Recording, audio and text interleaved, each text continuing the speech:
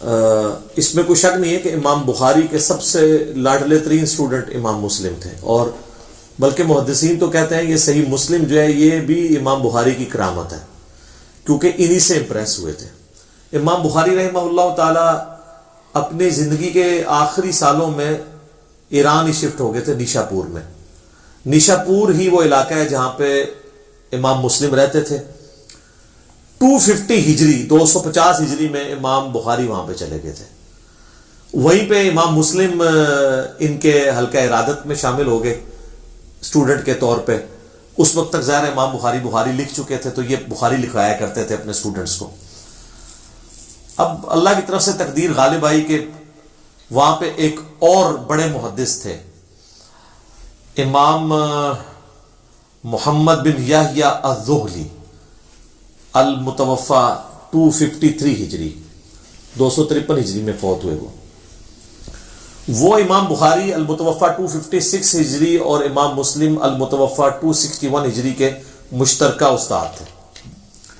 انہوں نے ہی سرنی ارینج کی جب امام بخاری آئے کہ جی ان کو ویلکم کہا جائے۔ اس وقت یہ ہوتا تھا جب محدث آتے تھے لوگ پھر ان سے حدیثیں سنتے تھے، جس طرح آج کل کو بڑا سنگر آتا ہے تو پوری پبلک اکٹھی ہوتی ہے۔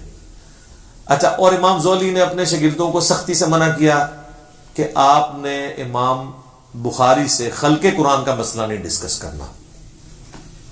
اچھا، یہ جو میں واقعہ کو بتا رہا ہوں یہ تمام اسماء و رجال کی کتابوں میں تواتر سے نقل ہوا ہے۔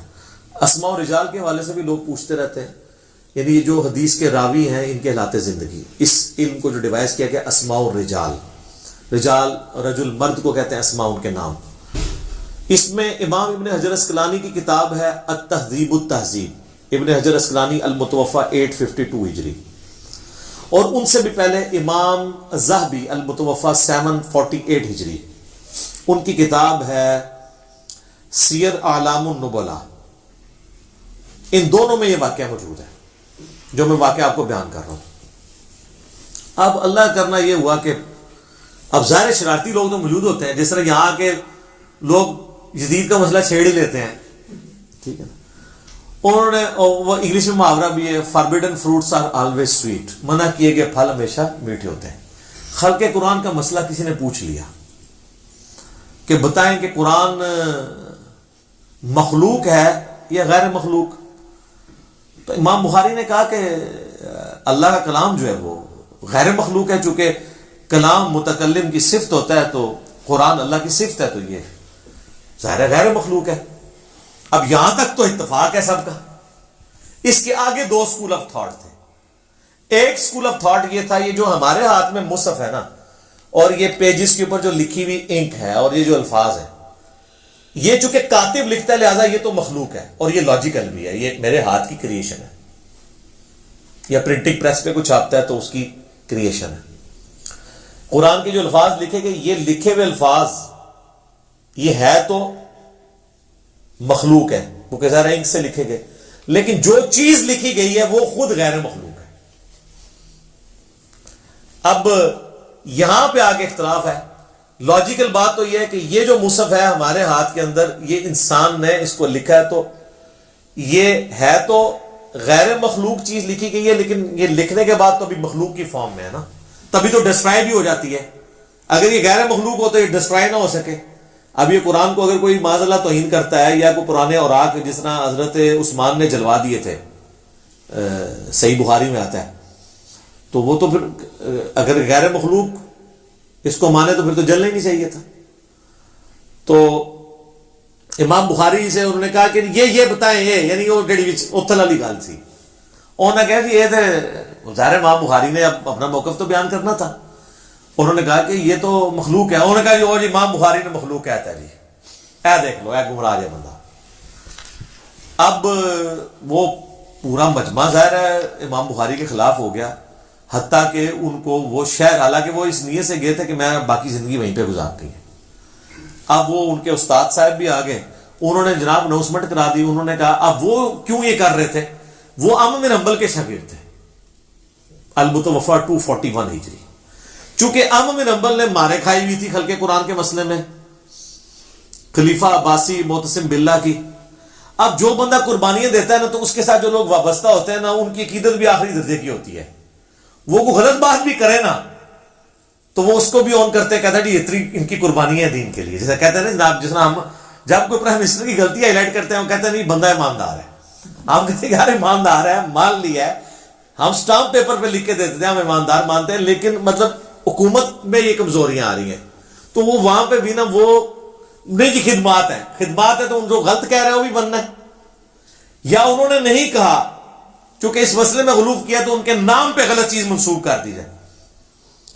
انہوں نے کہا جی بھائی جی گل یہ ہے کہ بھائی جو بندہ بھی امام بخاری کے اس عقیدے پہ ہے نا, تو امام زولی نے کہا کہ میری مجلس سے وہ اٹھ جائے. تو سب سے پہلے امام مسلم اٹھے. امام بخاری تو خیر اٹھ ہی گئے اور نکل گئے, یعنی انہوں نے یہ کہا کہ میں ایگری نہیں کرتا ہوں. یہ ایٹیٹیوڈ تھا امام زہلی کا. اور دوسری طرف امام زہلی کا نام اگر ہم آپ کو بتائیں تو آپ کو پتا ہے ان کو کوئی جانتا بھی نہیں ہے. ایون اگر آپ ویکیپیڈیا پہ بھی جا کے لکھیں نا امام بخاری امام مسلم تو آپ کو سینکڑوں صفحے ملیں گے. اس بندے کا آپ نام بھی لکھیں نا تو اس بندے کے نام کے ساتھ بھی آپ کو کچھ نہیں ملے گا. یہ میں آپ کو بتا رہا ہوں کہ کوئی شخص اگر اختلاف رائے کرتا ہے تو کسی کی خدمات کو ختم نہیں کر سکتا دنیا سے. اب جب انہوں نے یہ ان کے ساتھ ایکٹیویٹی پرفارم کی اور امام بخاری کی للائیت دیکھیں, 43 احادیث صحیح بخاری میں امام زولی سے انہوں نے لی ہیں اس کے باوجود. لیکن امام مسلم نے کہا میں نے زولی سے کوئی حدیث نہیں لینی. اور پھر ساتھ انصاف کیا انہوں نے. امام بخاری سے کہا کہ آپ میرے استاد ہیں, وہ بھی میرے استاد ہیں, میرا انصاف یہ کہ میں نے زولی سے تو کوئی حدیث نہیں لینی, آپ سے بھی کوئی نہیں لوں گا تاکہ بیلنس ہو جائے. لیکن امام بخاری کی للائیت دیکھیں, انہوں نے اپنے اسی استاد سے 43 احادیث صحیح بخاری میں لی ہیں, اگرچہ کہ اس استاد کی وجہ سے امام بخاری کو زندگی میں پھر سکون نہیں ملا.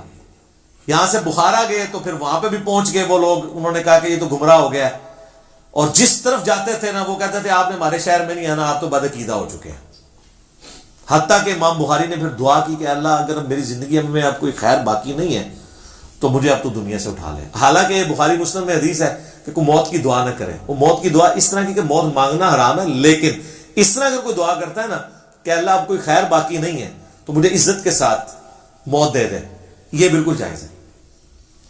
تو اپنی زندگی میں انہوں نے برا وقت دیکھا ہے, اپنے آخری, یعنی جیسے پنجابی کہتے ہیں خیر چنگی نہیں ہوئی, لیکن سب دنیا آج بخاری کرتی ہے. زولی کو کوئی جانتا بھی نہیں ہے. زولی کا ذکر اسی طریقے سے ہوتا ہے کہ یار یہ بخاری کا ایک استاد تھا, اس نے ان کو مجلس سے نکالا تھا. بہرحال اس شر میں سے خیر یہ نکلا کہ امام مسلم نے انڈیپینڈنٹ سند سے نبی علیہ السلام سے احادیث لی, ورنہ انہوں نے اکثر احادیث بخاری سے لے لینی تھی. جیسے کہ امام بخاری کے شاگرد ہیں امام ابن خزیمہ, اس کے بعد ان کے آگے سے شاگرد ہیں امام ابن حبان. اب ابن خزیمہ اگر حدیثیں لے کے آتے ہیں تو بخاری سے لے کے آتے ہیں, تو آپ کو مسلم شریف میں کئی حدیثیں امام بخاری سے ملنی تھی. پھر تو لوگوں نے کہنا تھا یہ تو چین تو وہی ہے, بتانے والا تو بیچ میں امام بخاری ہے. لیکن آج یہ ہے کہ الحمدللہ امام مسلم کی اپنی سند نبی علیہ السلام تک جاتی ہے الگ سے, جس میں بخاری نہیں آتے, اور بخاری کی الگ سے جاتی ہے جس میں امام مسلم تو ظاہر نہیں آئیں گے, وہ اسٹوڈنٹ ہے. اس کے باوجود آلموسٹ 50% احادیث دونوں میں کامن ہے. 1906 احادیث بخاری مسلم میں کامن ہے, جو الگ سے عرب سکالر نے کتاب لکھی ہے اللؤلؤ والمرجان, جو قرآن میں ہے نا دو موتی ہیں, تو انہوں نے کہا ایک موتی بخاری ایک مسلم, وہ ایک جگہ جمع کر دی انہوں نے, اردو میں بھی اس کی ٹرانسلیشن ہو کے آ چکی ہے. اور ویسے اگر آپ کنٹینیوس نمبرنگ دیکھیں تو بخاری میں 7563 احادیث ہیں اور مسلم میں بھی 7563 ہیں. یہ انہوں نے آنر کیا, دونوں کی نمبرنگ اس طرح جسٹ یہ برابر ہے. اور اس میں تکرار اگر نکال دینا جو ریپیٹیشن ہے تو بخاری میں آلموسٹ 4000 ہے, مسلم میں بھی 4000 ہے, تو 4000 ہیں اور دونوں میں کامن آلموسٹ 1906. 50% احادیث آلموسٹ کامن ہے. تو قرآن میں بھی آیا نا معاملے کے لیے 2 گواہوں کی ضرورت ہے, تو اللہ تعالیٰ نے 2 گواہ دے دیے انڈیپینڈنٹ سورس سے. یہ اس شر میں سے خیر نکلا, اللہ کی خفیہ تدبیر تھی, یہ ہونا تھا. بہرحال اس سے کئی ایک چیزیں آپ کو پتہ چلی کہ امام بخاری کتنے اعلیٰ اخلاق کے مالک تھے کہ اسی استاد سے حدیثیں لی. امام مسلم کتنی احتیاط کرنے والے تھے کہ انہوں نے کہا میں نے اگر ایک استاد سے اختلاف کیا دوسرے سے ایک مسئلے میں اختلاف ہوا ہے نا، انہوں نے اس استاد کو 0 سے ملٹیپلائی نہیں کیا، عزت اسی کی عزت کی وجہ سے بخاری سے بھی حدیثیں نہیں لی، یہ نہیں کہا کہ گمراہ کہہ دیا، اعلیٰ ظرفی کا مظاہرہ کیا امام بخاری نے، امام مسلم نے بھی۔ اور الحمدللہ آج ہمارے پاس دونوں ذخیرے احادیث موجود ہیں، اور اللہ تعالیٰ کی یہ نعمت ہے۔ آپ دیکھ لیں، نہ یہ صحابہ ہیں، نہ یہ تابعین ہیں، یہ نہ تبع تابعین ہیں۔ امام بخاری، امام مسلم تبع تابعین میں سے آتے ہیں، لیکن اللہ نے عزت شہرت ایسی دی ہے کہ دنیا کا ہر مسلمان، ایٹ لیسٹ سنی مسلمان، دنیا میں 80% زیادہ سنی ہے، ایون شیعہ بھی جانتے ہیں کہ یہ کتاب ہے، قرآن کے بعد افضل ترین 2 کتابیں بخاری اور مسلم ہیں۔ اور یہ چیز ہے کہ آپ اپنی لیگیسی چھوڑ سکتے ہیں، آپ صحابی نہیں بھی ہیں، اگر آپ دین کے لیے تڑپ شو کرتے ہیں اللہ تعالیٰ آپ کو اٹھا سکتا ہے، اور آج دیکھیں ان کا نام زندہ ہے۔ اس واقعے کی کلیریفیکیشن اس لیے بھی ضروری میں سمجھتا تھا، اس لیے میں نے سوال انٹرٹین کیا۔ یہ سوال مختلف فارم میں ہمارے پاس آیا، عموماً حنفیوں کی طرف سے یہ سوال کیا جاتا ہے کہ جب ہم ان کو کہتے ہیں کہ ہماری اہل سنت کی مین سٹریم کی ان 6 کتابوں میں، جن میں 2 صحیح ہیں نا، بخاری اور مسلم، اور باقی 4 سنن اربع، جن میں 80% صحیح حدیث ہیں اور 20% ضعیف ہیں، کچھ موضوع بھی ہیں، تو یہ آلموسٹ ملا کے 27,000 کے قریب احادیث بنتی ہیں اسناد کے اعتبار سے۔ ویسے تو آپ کریں گے تو 6-7 ہزار ہی بنے گی ساروں کی، اگر اسکروٹنگ کر لیں گے، اس سے زیادہ نہیں بنتی، کیونکہ جو بخاری میں آ رہی ہے، مسلم میں بھی ہے، ابو داؤد میں بھی ہے، ترمذی میں بھی ہے، ابن ماجہ میں ہے۔ کسی ایک حدیث میں بھی امام بخاری، امام مسلم ہو، امام ترمذی ہو، ابو داؤد ہو، نسائی ہو، ابن ماجہ ہو، انہوں نے امام حنیفہ سے کوئی حدیث نہیں لی ہے۔ یہ کہتے ہیں نا امام حنیفہ ان سے بھی پہلے تھے، تو بخاری میں امام مالک کی حدیثیں ہیں، احمد بن حنبل کی ہیں، تو ان کی کیوں نہیں ہے؟ اس لیے کہ محدثین کے ہاں امام حنیفہ رحمہ اللہ کو حدیث کی فیلڈ میں ضعیف مانا جاتا تھا، فقیہ وہ بہت بڑے تھے۔ یہ ان کا کوئی عیب نہیں ہے، ایک فیلڈ میں ہو سکتا ہے بندہ اوپر ہو، دوسرے میں نیچا ہو، مسئلہ 197 میرا ریکارڈڈ ہے۔ تو وہ کہتے ہیں جی پھر تو اگر یہ رول مانا جائے تو امام مسلم بھی تو بخاری کے شاگرد ہیں، انہوں نے بھی تو کوئی نہیں نہ لی۔ یہ ڈاکٹر طالب قادری صاحب نا ایک ویڈیو میں کہہ رہے تھے، تو وہ نہیں لی، اس کے پیچھے تو یہ ریزن ہے کہ انہوں نے اس وجہ سے نہیں لی ہے۔ یہ نہیں ہے کہ وہ امام بخاری کو گمراہ سمجھتے تھے یا امام بخاری کو ضعیف سمجھتے تھے، ایسا تو نہیں تھا۔ اچھا، پھر انہوں نے خود اس میں تھوڑا سا اس حوالے سے بھی کلیئر کیا کہ جی وہ اصل میں امام بخاری کا موقف یہ ہے کہ جس کا عقیدہ جو ہے نا وہ یہ ہے نا کہ ایمان کم اور زیادہ نہیں ہوتا، تو امام بخاری اس عقیدے کو غلط سمجھتے تھے۔ احادیث کی روشنی سے بھی ظاہر ہے یہ غلط ہے، ایمان کم زیادہ ہوتا ہے، تو اس لیے امام بخاری ان کے عقیدے کو صحیح نہیں سمجھتے تھے امام حنیفہ کے، اس لیے ان سے حدیث نہیں لی ہے۔ یہ اب ان کو بات پتہ ہے، انہوں نے بیان بھی کی، اور ساتھ اینالوجی یہ بنائی کہ امام بخاری سے بھی تو مسلم نے بھی تو کوئی نہ لی، اور پیچھے یہ ریزن تھی۔ یہ دونوں ریزنوں میں زمین آسمان کا فرق ہے، وہاں پہ وہ عقیدے کو غلط سمجھتے ہوئے، اور یہاں 2 استادوں کے اختلاف میں پارٹی نہ بنتے ہوئے انہوں نے یہ کیا ہے۔ یہ 2 چیزوں کو مکس نہیں کرنا چاہیے۔ اور میں یہاں پہ یہ بھی کلیئر کر دوں، وہ کہتے ہیں کہ وہ امام مسلم کو 3 لاکھ حدیثیں یاد تھی، تو اس میں تو صرف انہوں نے لیے 7563، اور تکرار بھی ختم کریں تو 4000 ہے۔ تکرار ختم کر کے کنٹینیوس نمبرنگ کو توڑ کے فواد عبد الباقی نے ایک دوسری نمبرنگ بھی کی ہے جس میں 3033 حدیثیں ہیں، یعنی ایک صحابی سے اگر ایک حدیث ہے اور دوسرے سے بھی اسی سے ملتے جلتے ہیں تو 5-6 پہلی 6 حدیثیں صرف یہی ہیں کہ جس نے میری طرف جھوٹ منسوب کیا اپنا مقام دوزخ میں دیکھ لے، اس نمبرنگ میں اس کو ایک ہی نمبر دیا انہوں نے۔ حضرت علی سے بھی ہے، حضرت ابو ہریرہ سے بھی، حضرت انس بن مالک سے بھی، حضرت مغیرہ بن شعبہ سے بھی، حضرت جابر بن عبداللہ سے بھی، حضرت جو ہے وہ عبداللہ ابن عباس سے بھی، لیکن کنٹینیوس نمبرنگ میں یہ 6 نمبر چلیں گے۔ ڈس کنٹینیوس میں جو فواد عبد الباقی نے کی ہے وہ انہوں نے اس کو ایک ہی نمبر دیا ہے، اس وجہ سے وہ نمبرنگ کا اختلاف۔ اسلام 360 میں ہم نے بہرحال کنٹینیوس نمبرنگ ڈلوا دی ہوئی ہے بہت پہلے، میں نے کہا کہ تاکہ آسانی ہو جائے۔ اور میں ضمن بتا دوں بخاری شریف کے جو چیپٹرز مسنگ تھے نا وہ بھی ڈال دیے انہوں نے، آپ چیک کر سکتے ہیں. اب رمضان آنے والا ہے نا, تو آپ نے جا کے بخاری شریف میں نے بتایا تھا 692 نمبر حدیث کی ہیڈنگ میں امام بخاری نے لکھا ہے کہ سیدہ عائشہ کا غلام تھا زکوان, جو مصحف ہاتھ میں پکڑ کے انہیں قیام اللیل کرواتا تھا, اور اس کی پوری سند جو ہے وہ سنن کبری البیہقی میں اور مصنف عبد الرزاق میں ہے. تو پہلے جب میں بتاتا تھا اسلام 360 میں 692 کی ہیڈنگ میں جائیں گے, ہیڈنگ میں غائب تھا, وہ ہیڈنگ انہوں نے ڈالی نہیں تھی, وہ اب ٹائپ کر کے ڈلوا دیا انہوں نے, یہ مسئلہ حل ہو گیا. میری زاہد بھائی سے پچھلے ویک بات ہوئی تھی, میں نے ان کو کہا یہ مسئلہ بنا ہے, تو کہتے ہیں میں نے کروا دیا ہوا ہے, کیونکہ لوگ اس کو نیگیٹولی دیکھ رہے تھے کہ انہوں نے بخاری میں سے چیزیں نکال دی ہیں.